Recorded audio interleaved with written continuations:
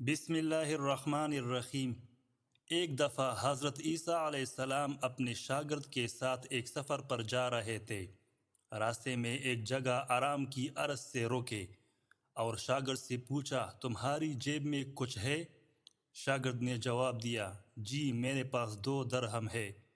حضرت عیسیٰ علیہ السلام نے اپنی جیب سے 1 درہم نکال کر شاگرد کو دیا اور فرمایا، یہ 3 درہم ہو جائیں گے، قریب ہی آبادی ہے، تم وہاں سے 3 درہم کی روٹیاں لے آؤ۔ شاگرد چلا گیا اور راستے میں واپس آتے ہوئے سوچنے لگا، حضرت عیسیٰ علیہ السلام نے تو 1 درہم دیا تھا اور 2 درہم میرے تھے، جبکہ روٹیاں 3 ہے۔ ان میں سے آدھی روٹیاں حضرت عیسیٰ علیہ السلام کھائیں گے اور آدھی روٹیاں مجھے ملے گی، لہٰذا بہتر ہے کہ میں ایک روٹی پہلی ہی کھا لوں۔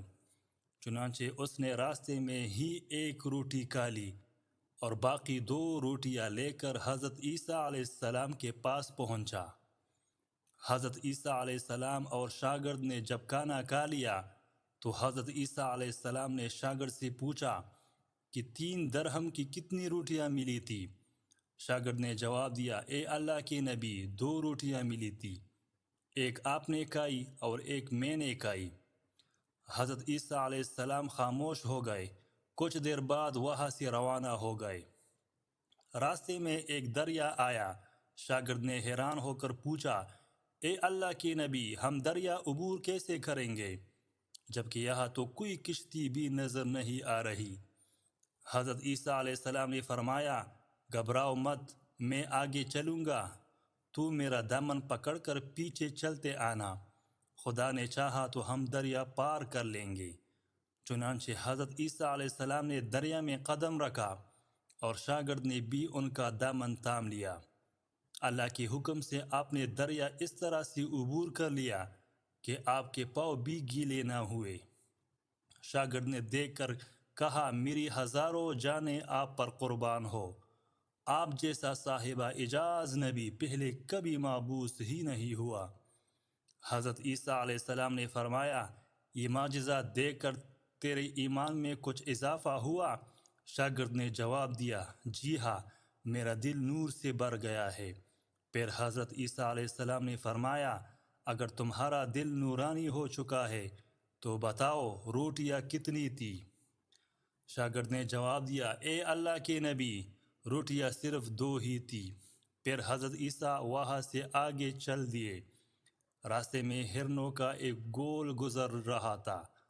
حضرت عیسیٰ علیہ السلام نے ایک ہرن کو اشارہ کیا تو وہ آپ کے پاس چلا آیا۔ آپ نے اسے ذبح کر کے اس کا گوشت کھایا اور شاگرد کو بھی کھلایا۔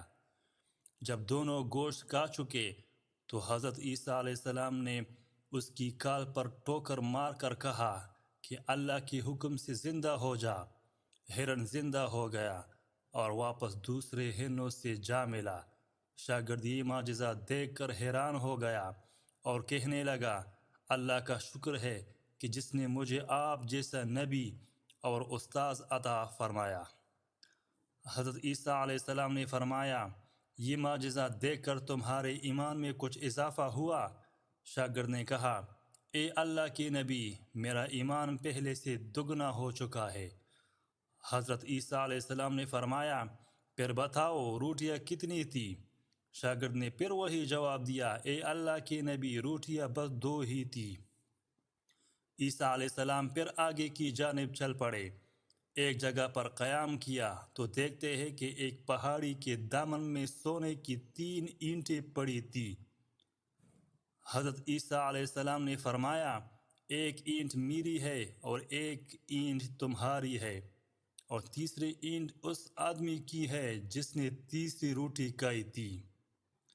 یہ سن کر شاگرد شرمندگی سے بولا، تیسری روٹی میں نے کھائی تھی۔ حضرت عیسیٰ علیہ السلام نے اس لالچی شاگرد کو چھوڑ دیا اور جاتے ہوئے فرمایا، 3 اینٹیں تم لے جاؤ، اور یہ کہہ کر عیسیٰ علیہ السلام وہاں سے روانہ ہو گئے۔ اب لالچی شاگرد اینٹوں کے پاس بیٹھ کر یہ سوچنے لگا، انہیں کیسے گھر لے جایا جائے۔